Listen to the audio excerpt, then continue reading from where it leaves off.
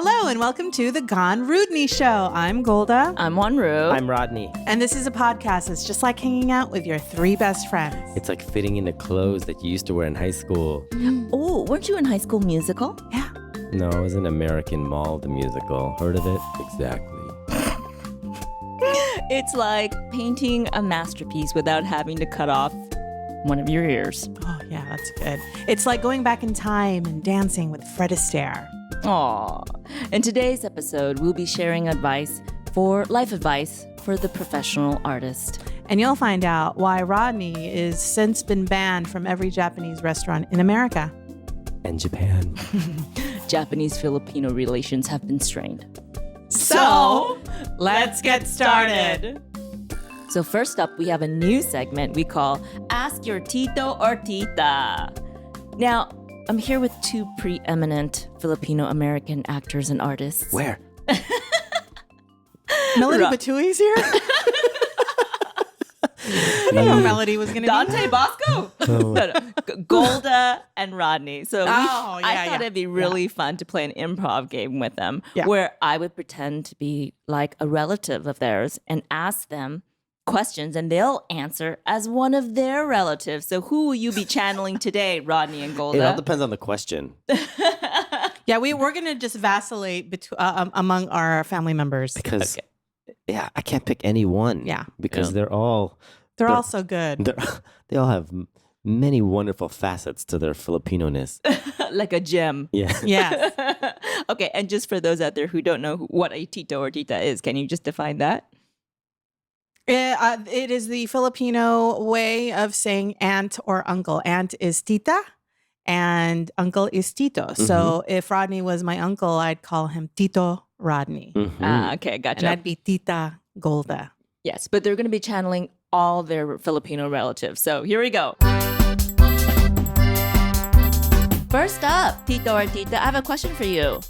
What do you think about these... Hold on a second. What? Let me, put out my lipsticks. What do you want?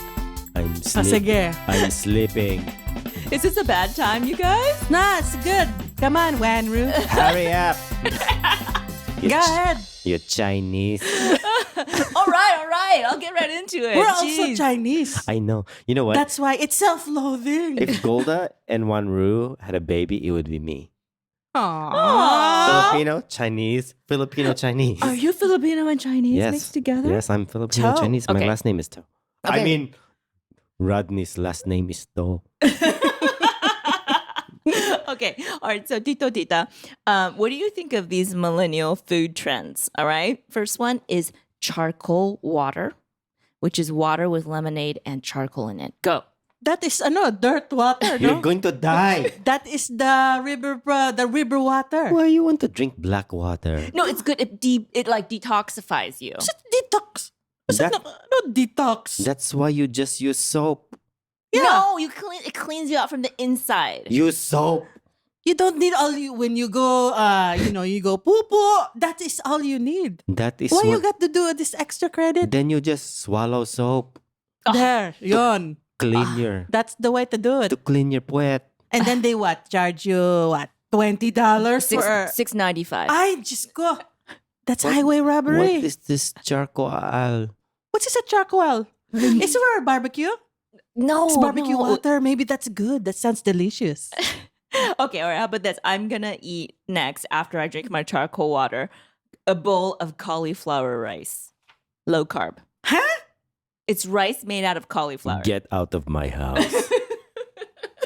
What is this cauliflower? I don't know what that is. Instead There of- is only one rice. No, It is white rice. no. It's sticky, and her name is Jasmine.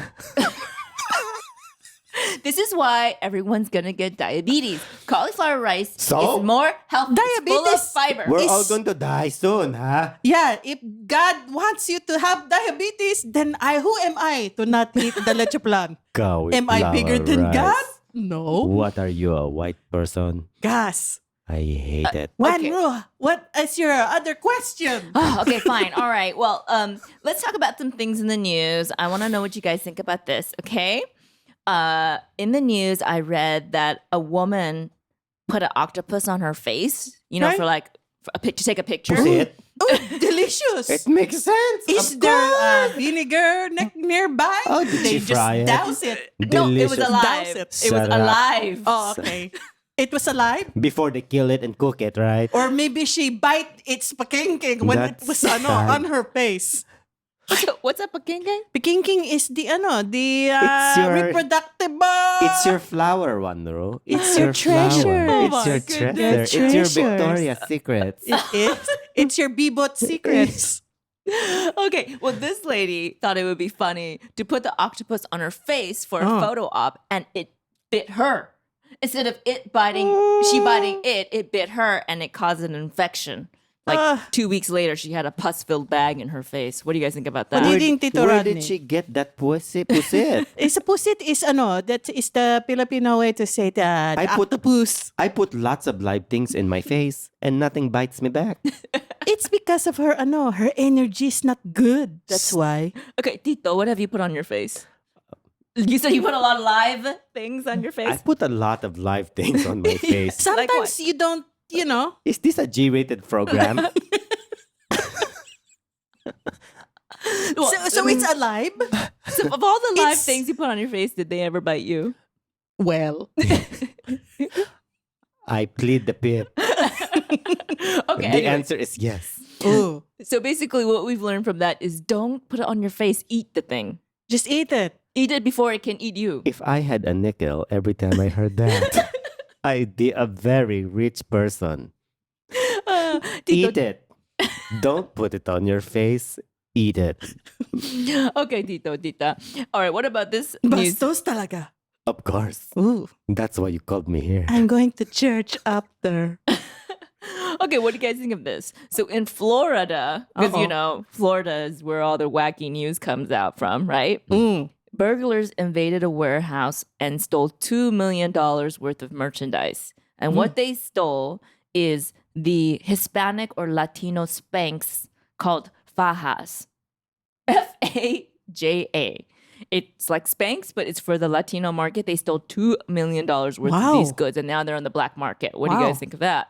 Oh wow, that's very That is like it's like a lot of inventory for that. Why don't they just steal like cryptocurrency, something I light? can't say that I wouldn't do the same. Why? Why is that? If it's not you know what the Filipino philosophy is in a hotel? If it's not bolted down, it's free game.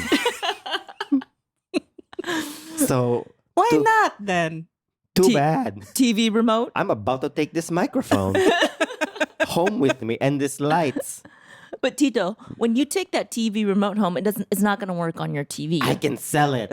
For what? It doesn't matter. To It's who? free. I don't have to be able to use it. What about that pillow? That's what makes me Filipino. You know how many people have like drooled into that pillow and you're going to steal that, Tito? That is what soap is for. Again, you that's clean right. it with soap. You just put it in the sunshine. Filipinos are not practical. We And the don't give a sunshine shit will if get we it. we don't give a crap. It's okay. You can. We don't give a shit if we can use it. As long as it's free, it's ours. And I know Free for a is fact, good. you don't even use conditioner or lotion. Why do you have like 60 bottles in your bathroom, Tito? This is a good question because it's free. It wasn't bolted down. Oh gosh. So any more comments on the faja undergarments? Have you guys ever used or seen women use these shaping undergarments before? I've never used Spanx. I've never used it but also. I've been spanked. Uy, that's kind of chancing. Not when it's from your mom. Not when it's from your mom. Your Filipino mom who just spanked you in church in the middle of you misbehaving. In the embarrassing middle you of the front Eucharist. in the Eucharist, in the homily. Oh my goodness. Yeah. Okay. And do you get spanked while you have something live on your face? I mean, I should be so lucky. have to go to confession. I should be so lucky. I think we have a whole new podcast. All right, last one, Tito Tita. It's been so fun. It's been so fun. You're But- just so pretty, huh? Oh, Oh, thanks. thank you you, know, so much. you have a boyfriend or Oh my God. girlfriend. I think even. it's I'm time to very go. progressive. It's time to go. But anyways, before I go, really quick question. Okay. Sige, go ahead. Did you hear about this gang leader who attempted to escape from prison? Oh, Did you hear about him? Okay. And then what happened? He is serving 73 years Hi? for drug trafficking. Ooh. And he had a great plan. So you know how in prison you can have people come visit you, right? Uh-huh. Someone smuggled a package with a silicone face mask, a wig, and girls' clothes, and he dressed up like his daughter and tried to escape from prison. Wow. It didn't work. Like instant Botox. Botox or buttocks? Botox. Wait. Wow. Botox. Wait. That's very ingenious. You know, it's that Wait. thing that you put in your face. Oh, in your face. When you want the it to look bot- better. Botox. It's a buttocks. Botox. I couldn't buttocks. tell if you meant your buttocks or your Yeah, face. that's what he said. That is buttocks. correct. That's Oh, right. That is correct. That is, you heard the it word right. is Botox. Okay, so it's like instant Botox. Why? Botox. Buttocks.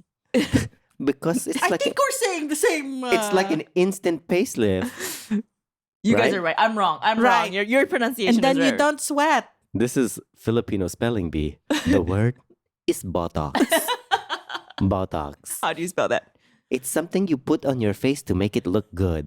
Botox. Oh my gosh. So what did we learn today? Be sure to put Botox on your face, but not an octopus. That is correct. No pusit. Botox. Only professionals should put something live on their face. Pusit will bite you in the face. Botox will make you look great. What? A what? 1, 2 pants. What's a puss? A puss what? Pusit is Pusit. octopus, squid. Oh my gosh. Well, Oh, Tito, it's a good Tita. thing that the squid did not What? immerse the inks. The Don't ink. they immerse the inks sometimes when they're afraid? Put in the inks. Yeah. They will. It's They like could a spray. tattoo. Tattoo on your face You're going to tattoo my face with your with your pusit juice. Your pusit ink. Your Pusit ink. Oh gosh, Tito, Tita, it's been so fun visiting. Oh. Now I realize why I don't come over that often. We But don't have Gabe Power rice for you. That's what you're asking. Oh my gosh. yes, exactly. I'm gonna go drink my charcoal water Oh, and I- stuff. Oh, you poor Thank, girl. thank you so much. See you guys next time on What Would Your Tito or Tita Say? Hoy! Hi.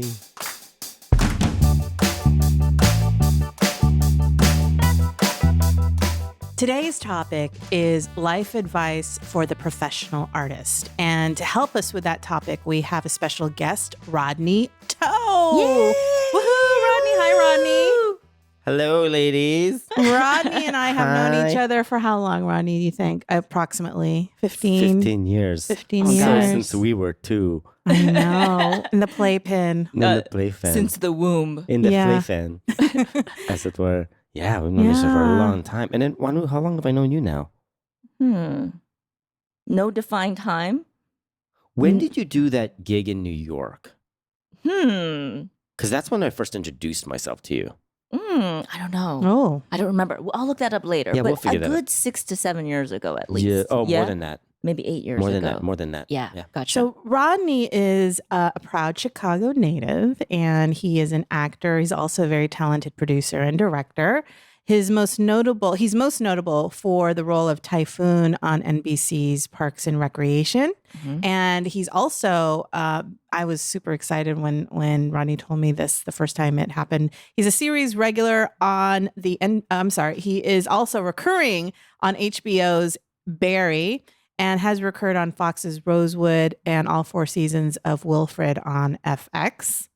He's currently on faculty at USC, where he teaches acting, digital media, and writing for both undergraduates and graduate programs.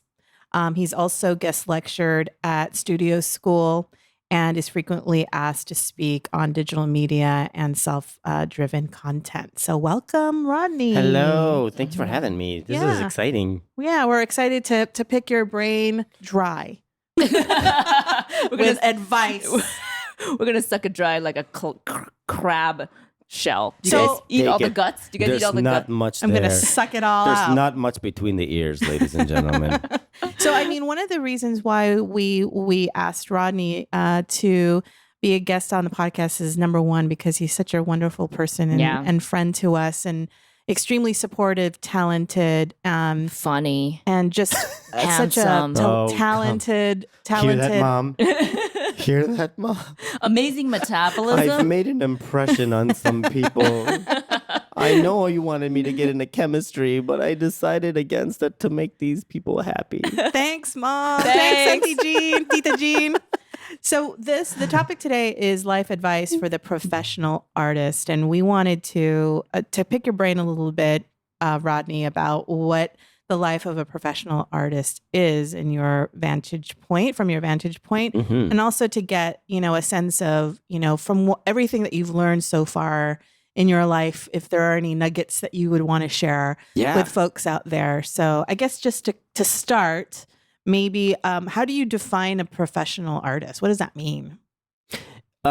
Interesting. So, it's weird, and forgive me if I start to ramble, but everyone is creative, right? I think we all are born with the propensity for creativity. We all have it. Yeah. I would say, in terms of now speaking as an actor, and amongst other things, but my main base has always been as an actor. I would say it's somebody who sort of decides that they're going to pursue the life of the vocation of being called to be an artist. That to me, and what I mean by that is they have decided that is what their path in life is going to be, and and they've decided to pursue it. If that makes any sense.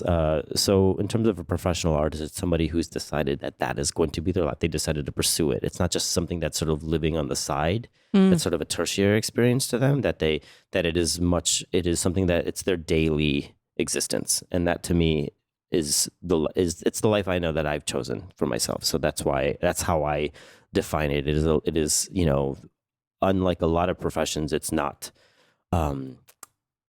there are no specific parameters as an artist, because everything is changing, it's evolving, it's an organic sort of life that we live as artists. And so I think that's but it was someone on the daily who's decided that that's what's going to be their main sort of source of not just living, but just existence. I think that to me is the life of that's the professional life. Mm-hmm. And actually, Ronnie's a perfect guest because I think he's flourishing as a professional artist. Absolutely. Wouldn't you say? Oh, absolutely. Thank you. Rodney's come a long way since our Since when? 99 seat theater days. Oh my God. Have I though? Yes, you have. So Rodney and I knew each other when we did a play called Dog Eaters in Los Angeles. That's how we met. Yeah. I'm sure a lot of your viewers and listeners know this, but Golda's an incredible artist herself, an actor, comedian herself, and that's what I glommed onto the minute I met her. I mean, we met at the table read, right? Yeah. And then I remember being I think outside the playground that was right outside the rehearsal space. Yeah, well, I remember I was on the changing table, and I remember Gold at the table read. I knew it was already going to be a special experience simply after the introduction, but after the read, I remember being like, "Who is that? She's a star. I want to know and eke everything out of her." That's so from sweet. her, I should say. And then also we became Playmates and siblings, and it was sort of a relationship that was sort of meant to be, I would say. And then Wanru, I remember Golda started doing improv with a wonderful group, Cold Tofu. Excuse me. And again, an amazing group of Asian American improvers. And Wanru, you were a part of that. Yes, correct. And I remember seeing it for the first time with Golda, and then you were not in that show. But when you guys did a gig in New York, Golda said you have to go see Wanru, and I went to go see you, and I remember being like, she's a star. Aww. So Wanru is also equally as talented and wonderful. So and I remember being like, that's an improver. What the heck? I am absolutely not that. I will never call myself an improver from here till You know I what? die. I beg to differ because I just listened to you guys do the Tito Tita segment. And me and Rodney do improv all day long. Not recorded. I know, exactly. No, but your work is special. So I'm a fan of these two as well. Well, thank you. So now Thanks, that Rodney. we've all defined ourselves as artists and, Rodney, a thriving professional artist. Yeah. Let's talk about some of the assumptions that people have about creatives. Yeah. Would that be fun to talk Yeah, about? yeah. So what are some assumptions that people who don't make a living off of doing something creative that they often have? You poor. There's You a lot. poor. Yeah, you poor. God, you're an actor. What restaurant do you work at? I'm like, don't condescend to me that way. We're not. The life of an artist is absolutely one of peaks and valleys and highs and lows, and but that's like any profession, right? That's life. I think for some reason, artists have been given this rap of like it is always one of struggle, and I don't like to use the word success when I talk to my students because I just feel like that it limits. There's that sort of says that there's a threshold to which this profession is striving towards, and I think that for me that's not it. It's just it's a vocation, and I like to use that term because it's always shifting, and there's not one endpoint that I would say that the word success sort of implies.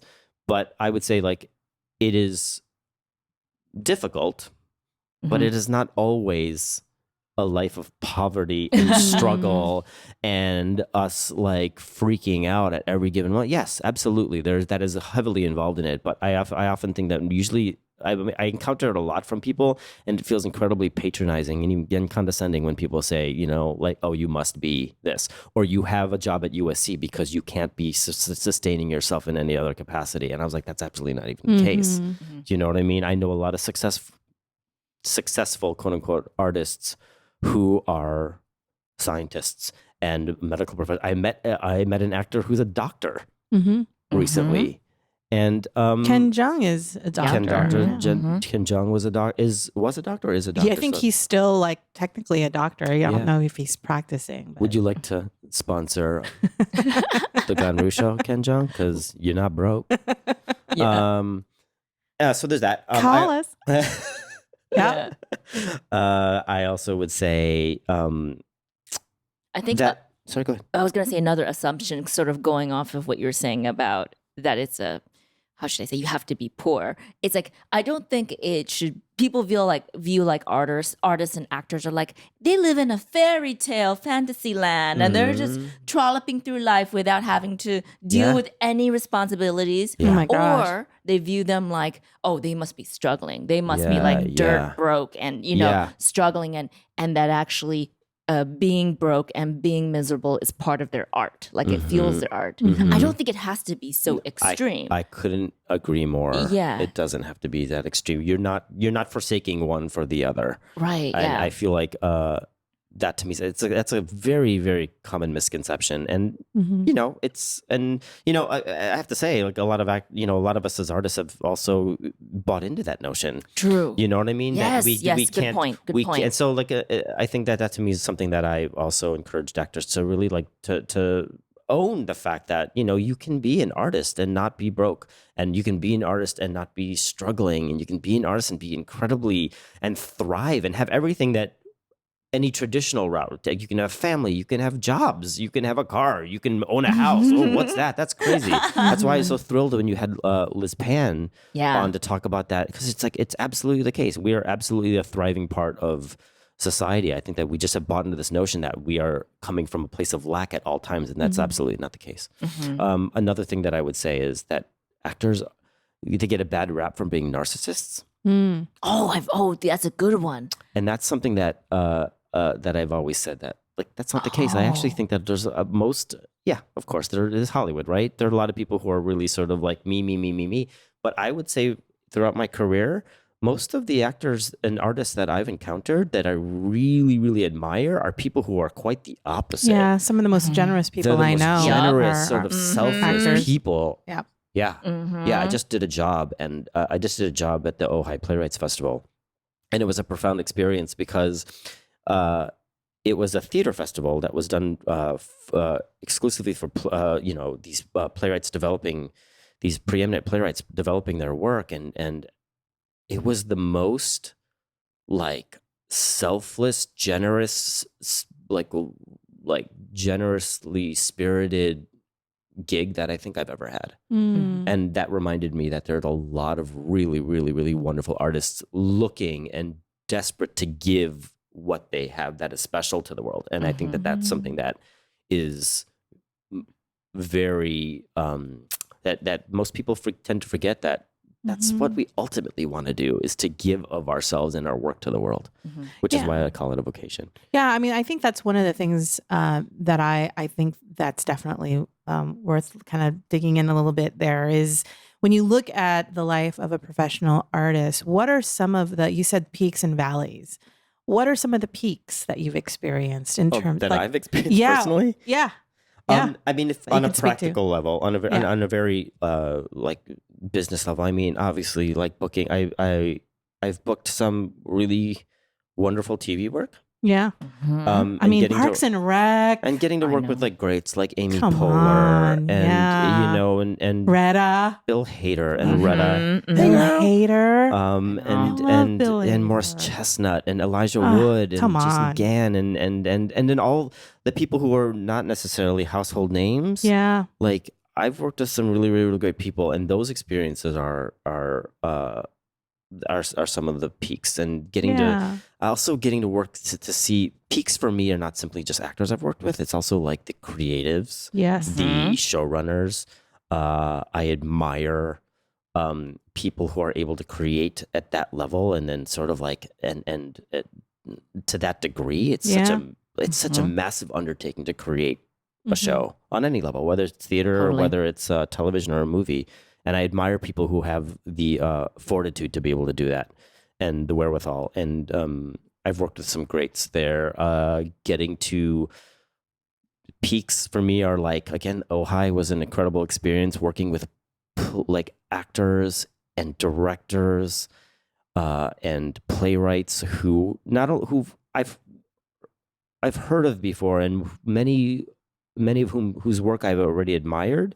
But then just to see them sort of like in this element, and sort of like we were just all worker bees around the table, and creative worker bees, just like having like discourse and it reminded me why I got into this to begin with. Yeah. You know, and that those are experiences as I get older. Those are the experiences that are more important to me than me simply just getting this gig because it is X amount of money, or it is X amount, it's X kind of credit, or it's this show, or it's that show. Yeah. It's the older I get, the more the peaks for me are about what satisfies, what I can walk away from being like fulfilled by, and not just being like, okay, that's going to really pay for this bill.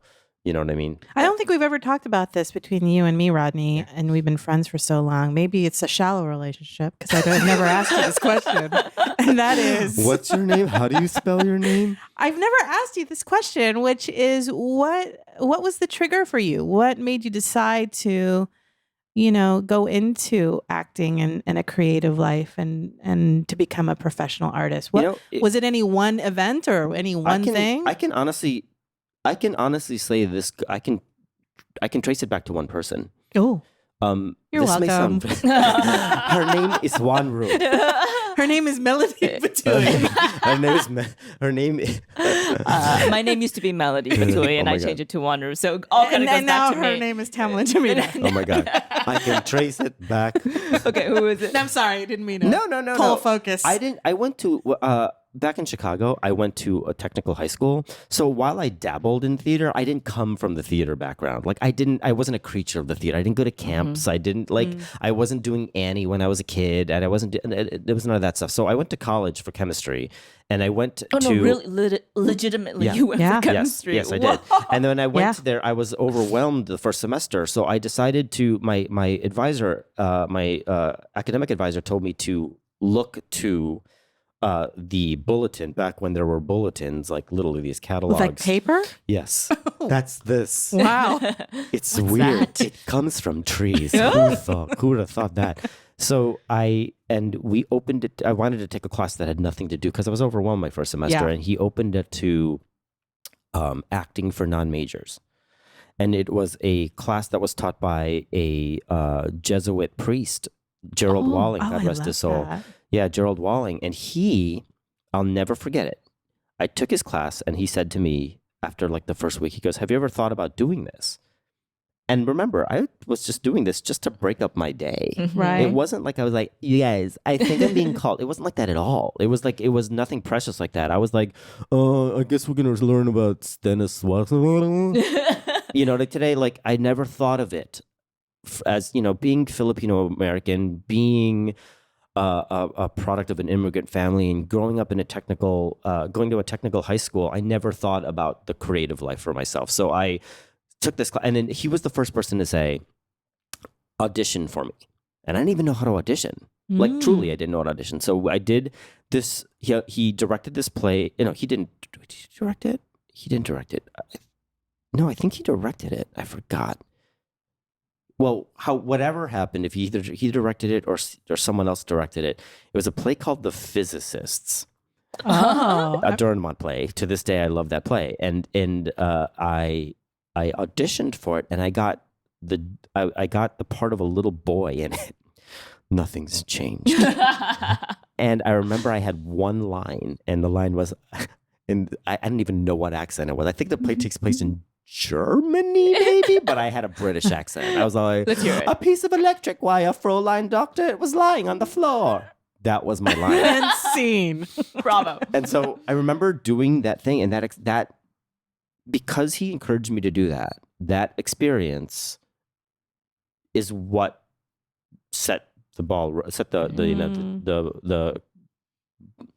the train in motion. What was it Yeah. about that experience The specifically? people, that was my first time being around quote unquote theater people. Uh-huh. We had people who were very, sort of like loose about it, and then you had people who are like the definitely like the Diehard. the diehard theater actors. Mhm. Daniel DeMarco, you're out there, you're going to be listening to this. I know Hashtag. it. And I admired all of it, and I finally felt comfortable around them, and so I would say that Gerald Walling was the first person to really, Father Walling was Wow. the first person to really open me up to a life of an artist. And then, and this is no knock against Marquette University, because it was what it was. It had a wonderful theater department, but as looking how I looked, they just, through no fault of their own, it wasn't like I had a lot of parts available to me.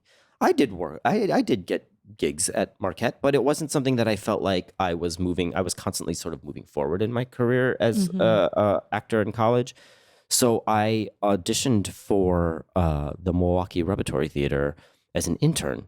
So I got in, and I was, my first job, if you want to call that my first professional job, was at the Milwaukee Repertory Theater, understudying, and also being in just a small ensemble part with no words, Love's Labor's Lost, which to this day, if anyone asks me what my favorite play is, my favorite play of all time is Love's Labor's Lost, Shakespeare. And I remember to this day that is the best training I've ever had in my life. Wow. The Milwaukee Rep had at that time, had, under the direction of Johann Reddy, had, to this day, I would say, the best actors I've ever worked with. Wow. In terms of skill. Like, they were incredible actors. I mean, I can name them all, but I would feel bad if I missed any one of them. But I would say that to me is also what literally set the ball. Like when the train was already in motion, this is what set it in another gear. I was like, oh, I definitely now want to pursue this life. Mm-hmm. So I would say that those are the two sort of like Defining moments. Yeah, certainly the more formidable moments in my life, and many along the way. But those are the two really specific things that sort of like got everything sort of going. Gotcha. Yeah. So fast forward to now, when you look at the life of a professional artist, do you have any specific objectives in mind? Are there things that you look for as you navigate the life of a professional artist? Yeah, I always want to keep growing. You know, yes, of course, as I've gotten older, I've gotten a lot more practical and pragmatic, and I love things to constantly be paying. Period. Why am I trying to add to that? There's no ellipses. It's just paying. And but yes, as I've gotten older, for me, it really is about the totality of the experience. It's not just about getting the gig anymore. Yes, of course, it's moment to moment, but for the most part, like, again, like Dog Eaters, we didn't get paid anything for that. And we're still waiting yeah. for the check. We didn't get it for that, but I will say, like, I wouldn't change that for a second, because I met literally every single person who that's the touchstone for my LA life. Yeah. Mm-hmm. And that's an experience that I look for more of those as I get older. I look for people who are going to sort of elevate the game for me, but then also I'm going to bring him up just because. So, like, I just worked with Ari Gross. Ari Gross is at Ohio Playwrights Festival. I've admired his work for so long. He's been in everything. He's done everything from the classical theater work that I've seen him in to his television work. I mean, the man's ubiquitous. And I just worked with him at the Ohio Playwrights Festival, and he is the most generous spirit, the most supportive man, on top of being so, like, those are the experiences that I look for now. And I'm not saying that I'm not gonna, I'm gonna turn down the money paying gigs and all that other stuff, because that's also part of what we do as professionals. But that said, what I hope to always be in pursuit of are those experiences. Mm-hmm. Gotcha. Well, I mean, I'd love to dive into some of your tips and advice for someone who is either thinking about starting a life in as a professional artist, or someone who's in the thick of it, or maybe even someone who has spent years and maybe is lost and, kind of just going through the motions. From your perspective, what are some things that you've learned that might lend some insight for folks? Those are three wonderful sort of like sects of life as an artist. And I think that if I'm just going to throw them all out there, I don't know if this is going to be in any particular order. Yeah. I've always said I like to try and take the word success and kind of like redefine that for yourself, because there is no one win. At least I would like to hope there's no one win for any artist. If you had to change that word from success, what would you change it to? Like instead of saying, I will be successful when ... I don't know. Maybe you could change that sentence. I would always like to look for, peaks. I'd like to, because there will always be peaks for you if you're always in pursuit. There'll be valleys as well. But that being said, like, I don't like to look at this as success. For me implies that there is this end point. Mm-hmm. And then once I get this, I will be happy, or I'll be satisfied, or I can call myself an actor. I actually, it drives me crazy actually when when actors who haven't been doing it for a while, and then they say to themselves, like, what are you doing? Or like, I was an actor. I'm like, no, you are. You still are. Like, that's relative, right? Like, the amount of work that we do is relative. Mm-hmm. One person's success is another person's, oh, sorry, that was just this one series regular. I'm sorry for you. You know what I mean? So I'd like to, I always say, at any stage of this life, be prepared to work really, really, really hard. Mm-hmm. And just when you think you've worked, someone told me one time, just when you think you've worked really hard, you haven't worked hard enough.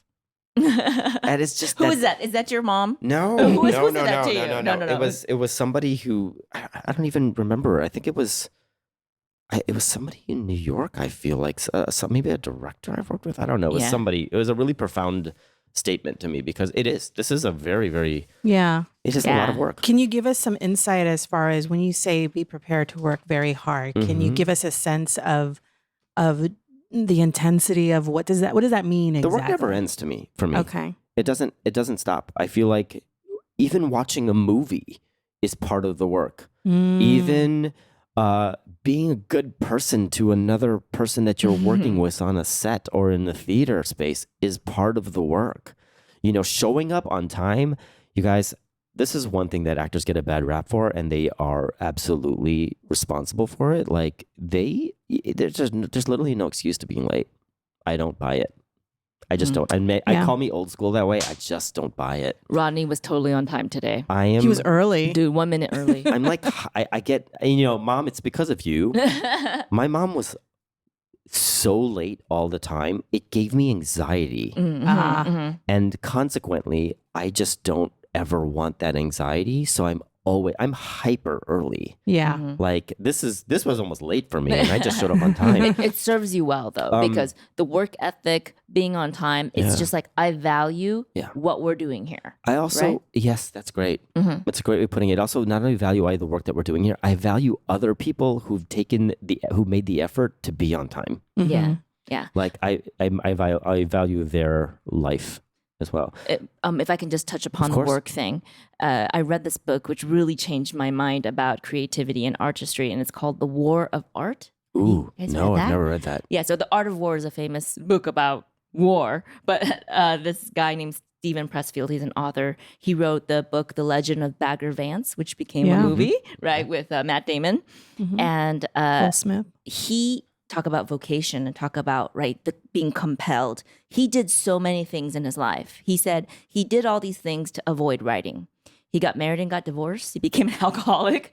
He had and quit many jobs. And at one point, he was at such a low point in his life. He goes, I have to write because that's what I've been trying to run away from my whole life. Yep. And kind of like later in his life, he just locked himself up in an RV and he just started writing every day. And he said it wasn't easy. It wasn't like the muse struck him and he was like, oh, I'm having genius ideas every day. He said it was a slog. And he just forced himself to sit down every day, 8 hours a day or more, and write. And the first year, he said he didn't write that much good stuff in his own estimate. Yeah. I think that a lot of people, when they consider a life in the arts or the life of a creative, I think they're going back to that mythology of what that means. I think a lot of folks think, oh, it's all movie premieres and it's all, working with Meryl Streep and all this fancy stuff, and they think right? it's really linear, right? They think that, oh, I'm a really good artist, so someone's eventually going to glom onto my work and I'm going to be rewarded for it. And that is a very linear experience. Speaking specifically as actors, you think, oh, I'm a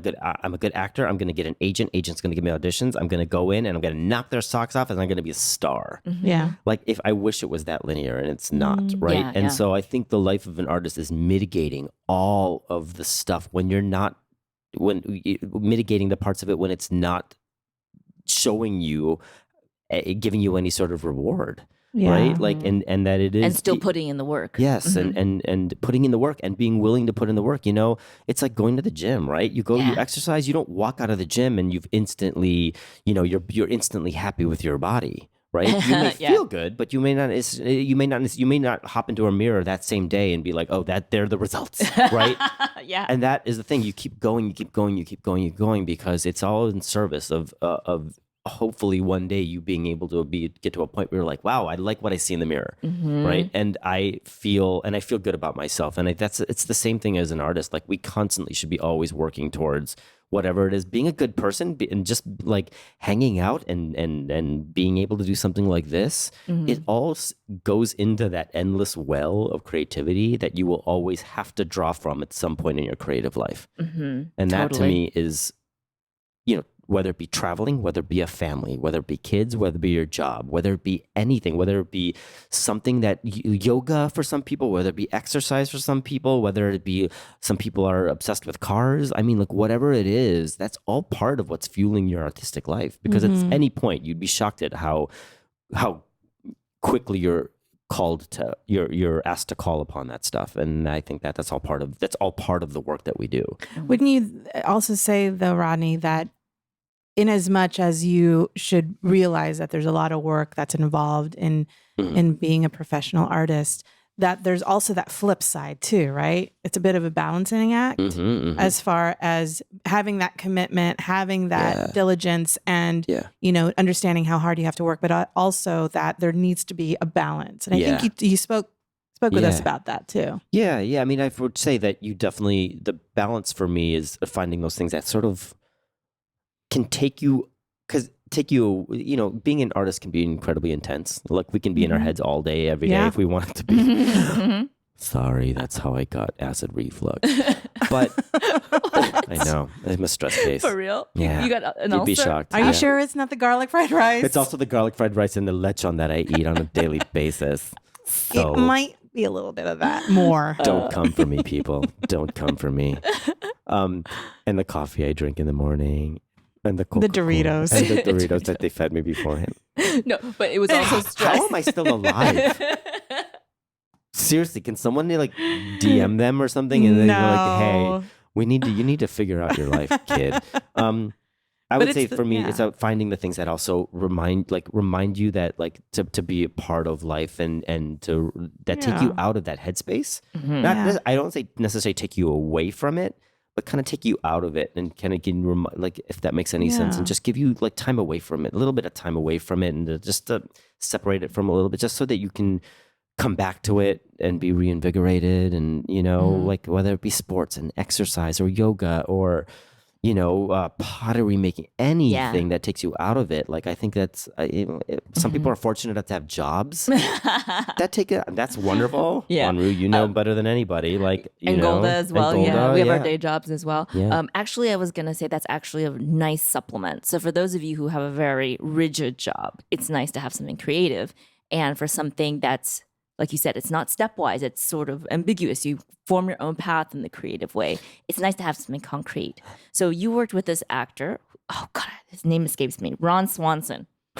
Nick Offerman. Nick Offerman. I love him. And his hobby. Everyone loves him. He's so fantastic. Amazing person, right? Right. I don't know him, but is he awesome guy? He's a terrific guy. Terrific guy. Terrific. So when he was acting, he always did woodworking on his side. Woodworker, yeah. That was kind of his thing. It was like, as you're struggling through this creative endeavor, it's nice to put your hands to something and see the manifestation of your hard work. So he said the woodworking was a nice balance. Yeah. So that's what what would you find for yourself to kind of be like, it's not so emphasized? I will say this, Wanru and Golda, like one of the things that it took me many years. It took me getting older to sort of realize this.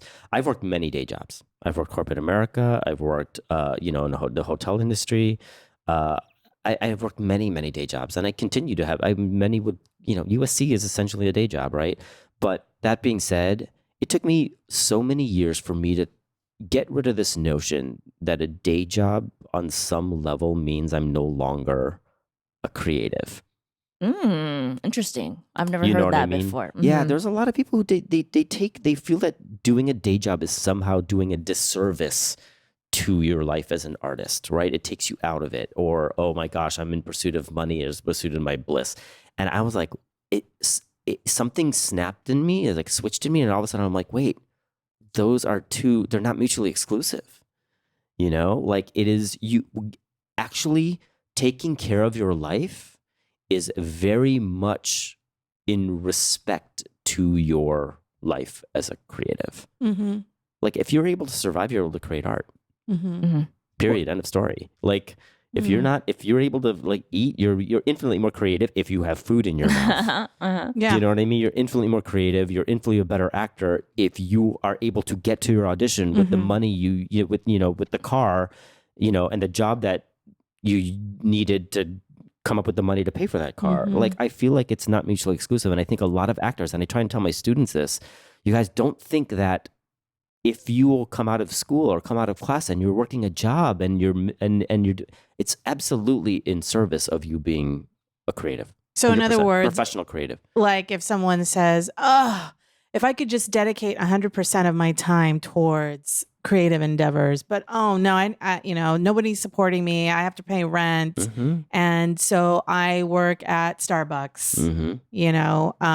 40 hours a week. Yeah. Does that make me any less of an artist because Absolutely I work not. at?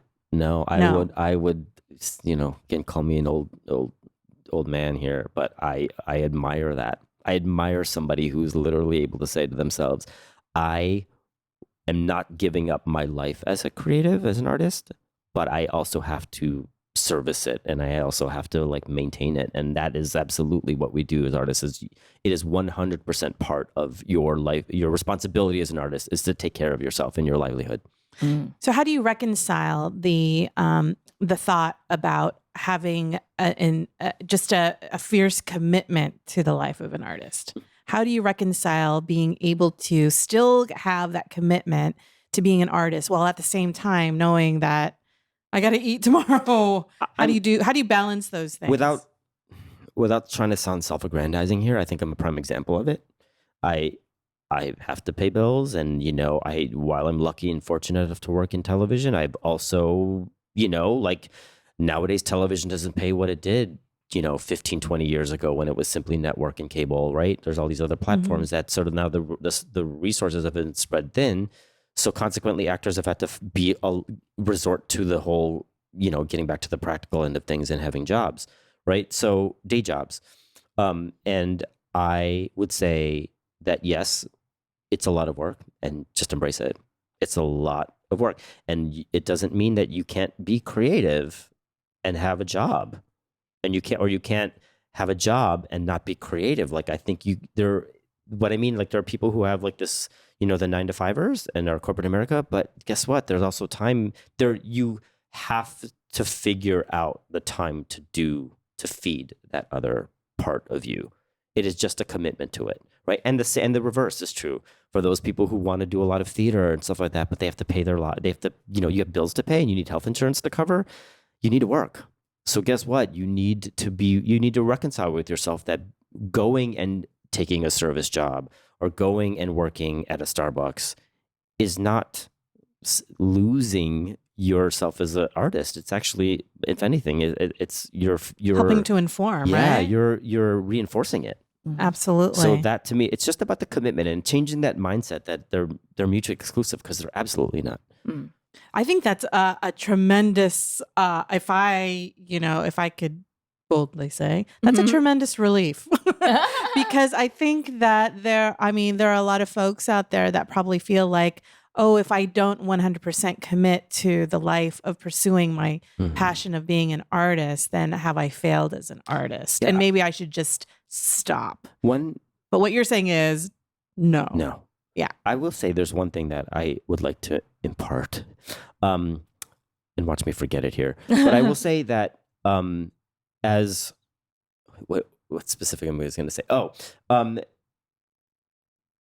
God, I'm blanking on what I was going to say here. It was about, what was it? Oh my God, it was about what we were talking about. What do you have to say, Tito? I don't know. I have middle-aged brain. All the cocaine I just did. Wait a minute. No, it was... acid reflux? No, it was about... We were talking about jobs, right? Yes. And we were talking about how, you don't have to forsake one for the other. And it's a relief to hear that you don't necessarily need to... if you do decide to have a full-time day job, that you're not forsaking your artistry or your life or how you identify as an artist. Right. But there was something really profound I was going to say. I'm probably going to come back to it a little later. Yeah. But it had to do with day jobs and this is what I was going to say. So when it comes to being a professional artist and also trying to reconcile your life, the practical side of you and the artistic side of you, I will say the work, people will start to infinitely trust you and pay you for that life and pay you for that life if you do. How do I articulate this? If you don't do a crappy job. Don't do a crappy job. Is that it? I have to say, and again, I'm really just using myself as an example, and I really don't want... Go ahead. But I'm just saying, like, when you look like me, you don't have many... I don't go out, audition. I don't audition 5 times a day during pilot season. I don't... It's very infrequent that I'll go in for like the Steven Spielbergs of the world, right? But when I do go in, those shots are major shots for me, major opportunities. So I put in the work, right? And I make sure that whenever I do a job that I try and commit as much as I can and be a good person and be present and work hard and show that I'm working hard during that experience. Because eventually that work has all paid me back in the job that I have at USC now. Mm-hmm. So for example, people are like, oh my God, how'd you get that? And I'm like, it is from the 20 years of work that I put into this business. People have finally seen me as an artist. They've seen my work as an artist, that not only they trust my skill set, but they know that I take my work incredibly seriously. So that responsibility is it's sort of given to me, and I've earned the right for them to say, you know what, you need to take that, you need to go do that day job, but you need to go do that television. Go. Like they know my work, and they know me as a human being, and they know that I'm not. This is not just a bookmark for me. And I think that to me is what advice I'd like to impart on to a lot of people is, when you do have these opportunities, work hard at them and be present and be present for it. And yes, of course, the life of a creative kid is you're going to encounter a lot of crap, right? And you're going to encounter a lot of personalities. But at the end of the day, your work speaks for itself, and you will eventually be able to monetize that. People will be willing to sort of give that to you, you know? So I think that, in your career, you've just been very mindful of not giving anything less. You always give that so much more than what's expected. And I think that your reputation has been throughout the years of giving so much more and being a very reliable source of talent. So when you are called in, people won't be disappointed or feel like you're a flake or anything like that, because your reputation has sort of paved the way.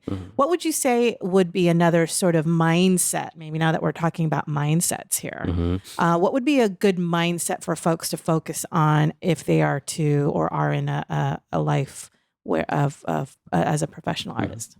Well, Golda used the term before, a flexible mindset, and I think that's key. Yeah. Just being willing to roll with the punches. Pivot. Yeah. Pivot. It's that pivot. Like, it's absolutely, it's not linear. This is not a linear experience, you know? And I think that particularly the life of an artist is peaks and valleys, and mitigating all of that is huge. And being able to, and knowing that it's okay, knowing that it's okay for you to be going through crap.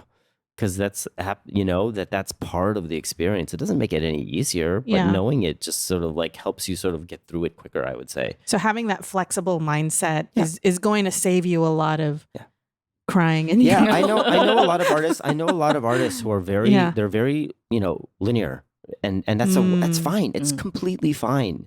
You mean their careers have been linear? No, right? well, their mindset is very linear. They're like, nope, I auditioned for this and I was the best one. I should get the job, right? And we know as creatives, that's just not the world, right? Like people, while I may showcase my painting in Chicago and everyone said I'm amazing, I may showcase the exact same painting in New York, and people were like, and it's okay. Yeah. Like, it's part of it. We're not everybody's cup of tea, and that is okay. Look, this is something that's an ever evolving thing for me. I'm saying this because I experienced this even 20 some odd years later on a daily basis. It's okay to not be everybody's cup of tea. And that's part of the flexible mindset. Like, you may be great, you know what I mean, to one person, and then you may be, and that person, and it's all relative, right? You may be mediocre to the next person. So, and your work may be great here, and your work may be crappy here, and it's just all part of the experience. And it's, and again, there's another thing too that I talk to a lot of young people who, they see it kind of black and white, right? They see it like, oh, I auditioned for that. I didn't even get a call back. And I'm like, that doesn't mean that you didn't do great. Yeah, don't take it personally, right? Right. Or I see a lot of actors looking at everybody else's careers and saying like, God, you've been in it for as long as I have, and now you've done this. And I'm like, guess what? You may be this person who can sing an aria. I can't sing an aria. You were coming out of the womb being able to play a guitar. I can't play the guitar.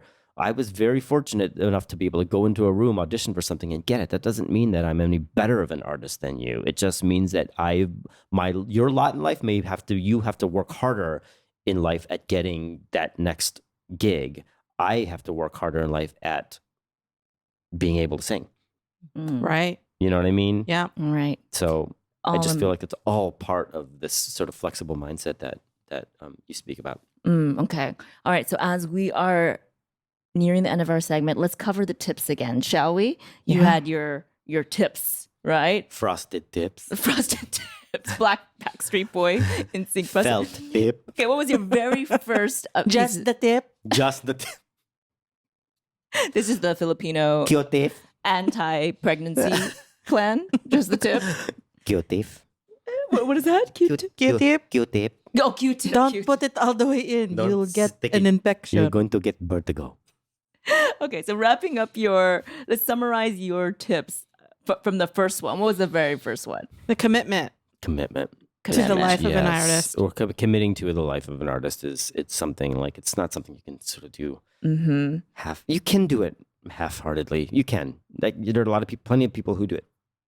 But I would say to really thrive as an artist and to really like to be able to live the entirety of a life of an artist, it's about the commitment. Mhm. Gotcha. What was the second one? Working It was hard. redefining that word success Yeah. for yourself, Yeah. and that it's not a linear journey. Yeah. Okay. And also working hard. Yeah, the third one I think was working hard. That was Yeah. another point that you had, right? It is. Yeah. It is the life of hard work. Be willing to put in the work, and that means ongoing, right? So not just if you land a gig; it's just continuous. Yeah, it is continuous. Yeah. It's from, it's from getting,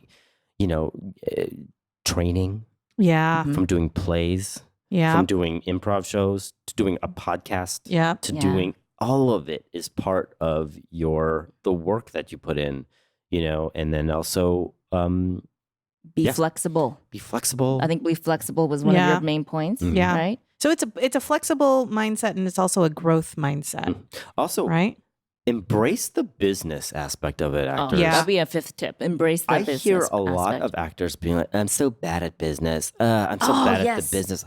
I I'm know. like, then Why are then you bad at it? I honestly, I'm also You like, should my learn. question is, then why are you in it? Yeah, this is part of it. Yeah, yeah. This is- Show business. Yeah, it's Yeah. not show It's not friends. show fun. It's I like know. show fun. Yeah, it's like look, That's like, a it's noodle work. dish at Show my fun. local. You know what? I was just gonna say it's not called show family. I'm like, no, there are a lot of people out there who do call it show family, and you know who you are. My show family. I'm just So being it's cynical. so focus a little bit on the business side of your embrace show it, embrace business. it. Yeah. Mhm. Embracing it, like understanding that It's part of it, right? the commerce is part of it. Like we have Can't to embrace escape. it. No, it's especially if you want to. Like again, it's like owning a restaurant, yeah. starting a restaurant, and being like, you know what? I don't care about customers. I just care about making food. Uh-huh. At some point, that You're gonna care about those customers. yeah, I care. At Yeah. some point, you got to Yeah. entertain those customers, and you've got to like encourage those customers to come in. You need to find creative ways of getting those customers in, right? Like it's it's the same thing as what we do. We're self-employed. So You are the Absolutely. CEO of your Yeah. own organization. That's a great way of putting it. So you have to embrace the work part of it. And I would Gotcha. say too, part of that is just really learning about the landscape that you're a part of, right? So that's part of the business, is to know the players, to know how everything's organized, know what a pilot is. Yeah, know the difference between an agent and a manager. Know how you get health insurance. Know the difference between renting and financing. Know renting and leasing, and like. I all of this stuff, like I think it's important. I said renting and leasing. You know what I'm talking about. Owning, renting and owning. Renting and owning, right? Yes. So like, all of this stuff is part of what is going to sustain you as specifically as an actor, but as a creative. I mean, it is a business. Yeah. Mhm. It is a business. And I was going to ask this earlier, but I thought this might be a nice way to end our main segment, which is you had talked about your peaks, and we had talked about your peaks and some of the highlights of your life. I would like for us to end this segment by With the sharing one of the most embarrassing or one of these moments where you're like, WTF? What the hell? This Like, is what the hell? Wait. I need We need another hour. I need another 3 hours. Just one. You know how little like Game moment. of Thrones is long? I have plenty of You have one. anecdotes. Okay, I'll go first, and you guys can think of one Yeah, that's please. Yeah. under an hour. Okay, mine's really quick. So I had gone to a callback for Amtrak. I still remember the commercial. You always remember the project, right? And it was the rainiest day in LA, and LA is not equipped for rain, so it was flooding, and I was driving with water above my tires to this callback. It was completely hazardous. I go there. At the callback, when there's everyone there, what do they call it? And A meat market? all back. And all back, yeah. And all back. Mhm, mhm, Meaning mhm. everyone from the first round is there. And I'm like, oh my God. And everyone's waiting. The first couple goes in for the audition, and I think they know who they want. So after that, they start seeing people, but they start rushing them through. So as I was being rushed through, I realized they already found the couple that they wanted. But they had to go through the motions, and I had to drive back through the flood, back through the, the Great Flood with all the rest of the arcs and the giraffes and the whatever, trying to get back to work. And I was like, I just risked my life and limb for this callback. And they found the couple they wanted within the first 5 minutes. And I sat around an hour till it was my turn. So that was my low point. Yeah, Brilliant. yeah. Oh my gosh. Freaking go, Golda. No, go ahead, Rodney. No, go. You go. Okay. Well, I tend to look at some of my experiences more through the pain to laugh at them. Yes. So That's I our goal. remember going in for a musical. I think I told you this story. I'm and sure. I think you know all of the people involved. So they shall remain nameless. Melody Batui again. Is she our default person we're going to name? I love you, Melody, so I much. know, we all I love do. you, Talented. Melody. She's so talented. Direct message me for all the list of names. Yeah, heck, I'm just kidding. I'm kidding. Call us up. Anyway, I went in for a musical, and there, I think I have skidded on being able to do musicals in my lifetime by purely making people laugh. That's it. No, but you also know how to sing. Golda can. Oh, wait a minute now. She's selling herself short. No, She no. can sing her face No, off. this is not me trying to fish for compliments. Yes, I could sing, and sure, yes, okay. But there is another component in musicals that people don't really talk about, and that is the dancing aspect. Oh, yes. The Oh, yes. dancing, Yes. singing and dancing, right? And Yes. saying lines and all of that good stuff, magic. Well, I can sing well enough, but when it came to the dancing, I'm not so good at the dancing. I have a hard time with the dancing. She's Filipino. She can dance. I can only dance to like Janet Jackson.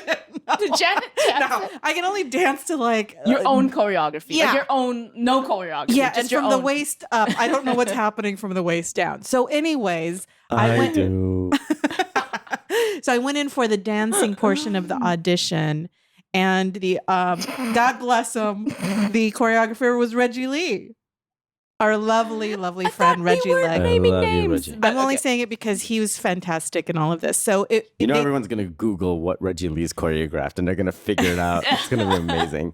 So Reggie was lovely, and he showed the entire group the whole. I don't even know what it's called. What is it called? Like the piece or the routine? Oh, are you talking about just Like a dance routine? Yeah. To kind of commit to memory or whatever. Mm-hmm. Horrible memory. Horrible. So he does this whole and Pata Beret and all these dance lingo or whatever. And I am lost. I have zero dance background anyway. So, and then he's like, okay, guys, group one, go back there and practice. And then I'll be calling you in. So I'm like, I do not know how to do this routine. And people were really nice and tried to help me. And it was just not happening. And then I was like cold sweat time. So then he goes, okay, group one. And I'm in group one of 5 people. Yes. So this is It's humiliating. Mhm. it's not like a group of 20 where you can kind of get buried Yeah. in the back. It's when they thin the herd so they Yeah. can point every person out, right? Yeah. In the herd. You heard it from Wanru. That's exactly what it is. Yeah, so then it was like group one, and then Reggie's like smiling at me because he's such a sweetheart and lovely, and I know he's pulling for me. And I'm sweating bullets, not even hot in the room. And there's the director and Reggie and all of the production staff behind a table watching, right? And of course, they put me in the front. Well, oh God, Who why did did they that? do that? Why? Oh God, why? So then the music starts, and then it's like 5, 6, 7, 8, and then everyone was doing it. And of course, there's a mirror in front of me, right? So you know what you look like Oh no. when you're doing it. I think I lost my way after step 3. Gosh, It's that's a lot. It was out of 50 steps. So I started improvising the dance. Oh, good That's for what you do. That's Good what for you you. do. Commit. I completely committed, and I improvised it, and I just started doing ridiculous things. And Reggie and the whole team were laughing and Awesome. laughing. And then it was the end. And then the thing I said when I left was, I'm so sorry. I'm so sorry. But Golda, give them the cherry on top. So I made it. So you got cast. So I got cast. Note to You self. got cast. Note to self. Don't ever learn choreography. Just improvise. Hey, See, bad example, right? by the way, I asked for a low point. What did she do? She gets you exactly. She books a job. But it was it felt horrible. Yes, it's yes, like yes. it's this recurring nightmare that I have, that I go in for an audition or I'm going in for a test and I don't know, I don't understand it. Yeah. It's like an anxiety dream. That's a good lesson, which is that if you can get past those low points, it may turn into a high point. Although Yeah. Golda, that doesn't really count, but good story. Good story. All right, Rodney. Okay, We're ready for you. I have two, and hopefully they'll be brief. So one of my favorite stories is, so many years ago when I first signed with this new representation, they were trying to spaghetti against the wallet for me, right? So that means sort of like throwing me into a bunch of auditions and seeing what sticks, whether it was, something I really wanted to do or not. It was just about getting me, getting heat behind me. And so I got this audition I got a call for this audition for this Japanese sushi chef on a television show. It's so good already.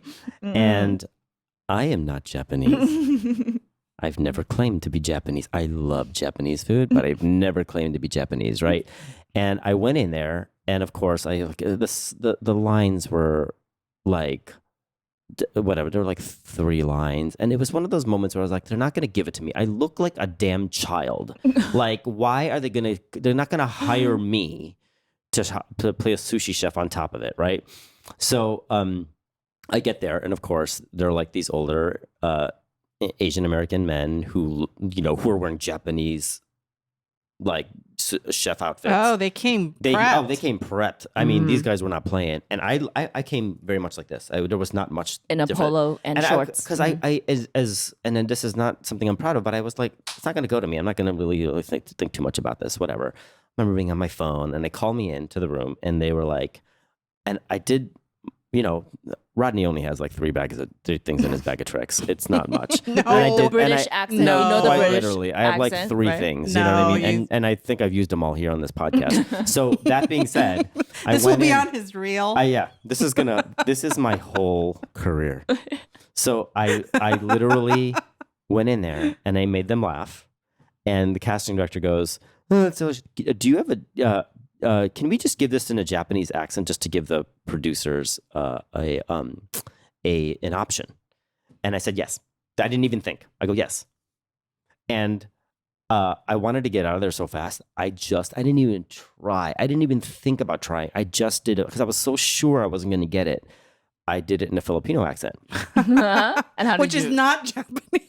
Which is not Japanese. Doesn't even sound like it. Yeah. Yeah. No. So it was just not anyway, so and all of a sudden I was like walked away, like through the sides. Wait, can you do the lines for us in the accent? Well, so I threw the sides away, and I was like, whatever, I'm not gonna get this anyway. I'm gonna go to Ralph's. And so I literally went to Ralph's. I went to go grocery shopping afterwards, and I'm in the parking lot of the Ralph's, and all of a sudden I get a phone call, and it's said representation. And they were like, I was like, no. No. I answer the phone call, and she goes, hey, you ready to work tomorrow? You booked it. And I was like, oh my God. All of my Asian friends are going to disown me. Mm-hmm. I have worked tirelessly in the Asian American community and making sure that Asian American images are portrayed like humanistically and like very real in media. And here I am going to be like Filipino. So there was that, right? So cut to the next day. We get to set. By the way, I worked on my my Japanese accent that night. You can't teach somebody a Japanese accent overnight. No, you can't? Especially when you sound Filipino. Can't, right? So the next day I get to set, and as most sets are, it was ostensibly a white crew. And I get into, they whisk me into the wardrobe fitting. And I get in there like, here you go, here's your wardrobe. And so I go and I get the headband, that you put on top of your head, right? And I remember going, and there's characters on it. Boy. Chinese characters or Japanese characters on it. And I was like, which way's up? I said to the wardrobe lady, I was like, which way's up? And she's like, I'm white. I don't know. She literally goes, oh my God, I don't know. Of course.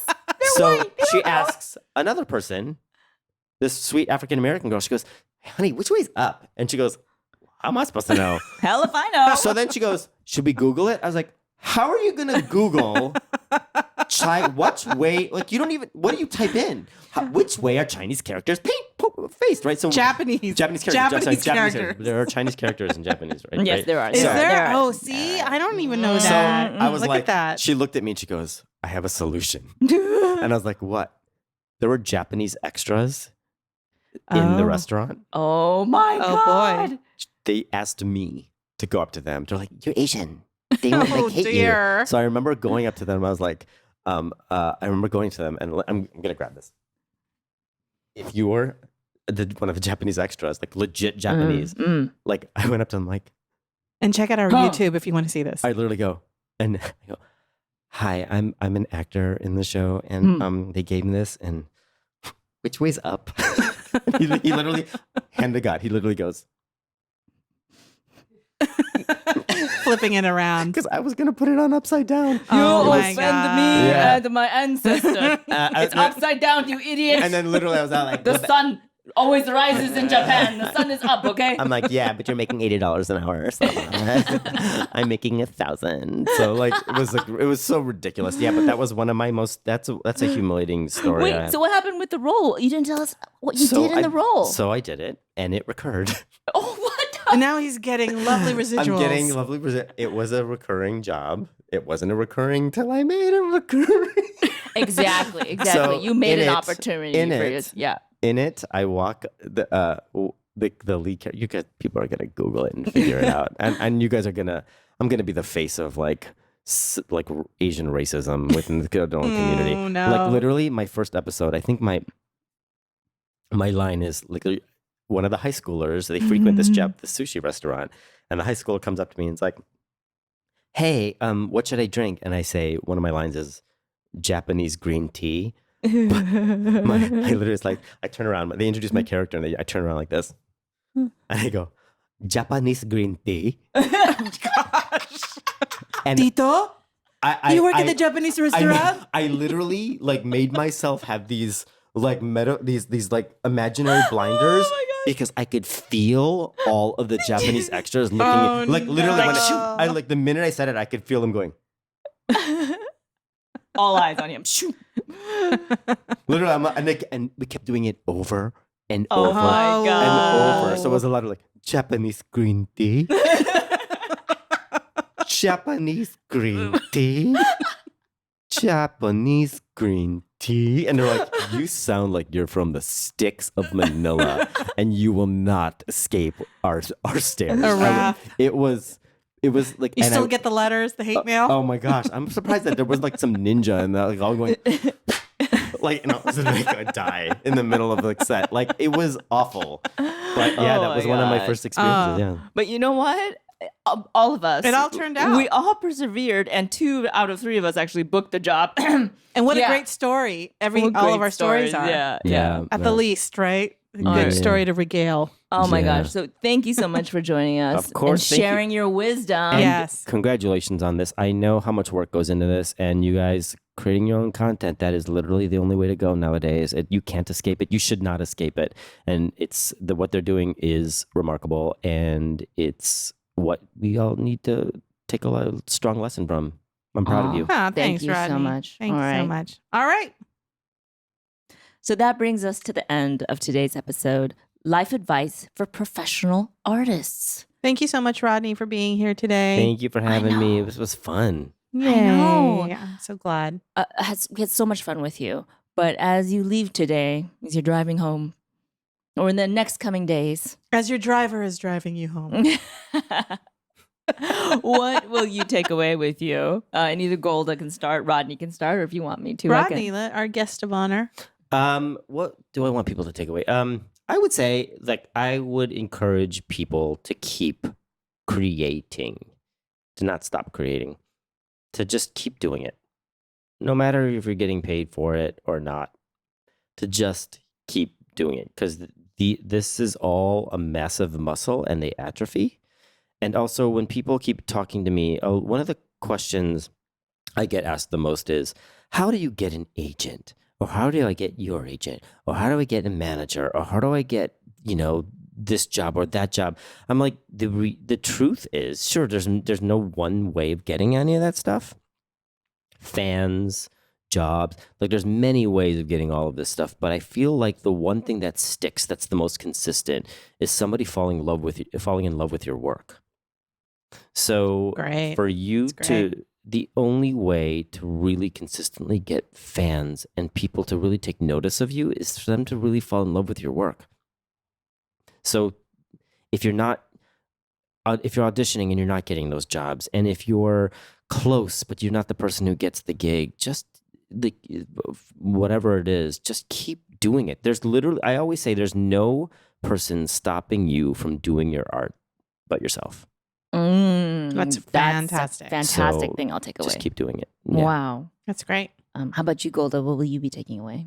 I would say that the thing that resonated with me today was the idea that you don't have to be an artist 100% of the time and create art 100% of the time, and how even if you have a day job, that doesn't mean that you are any less of an artist because you do have that day job. You could still create art.